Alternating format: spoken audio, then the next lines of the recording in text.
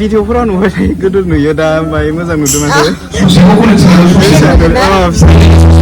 बिनानाव खोनालै आङो थाबाय गोदो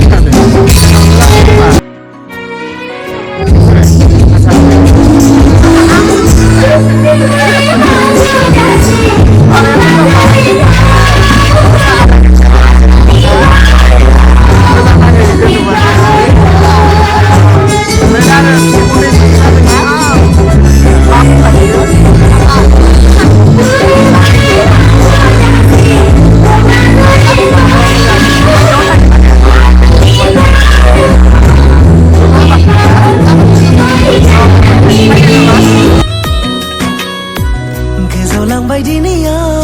simang furi ni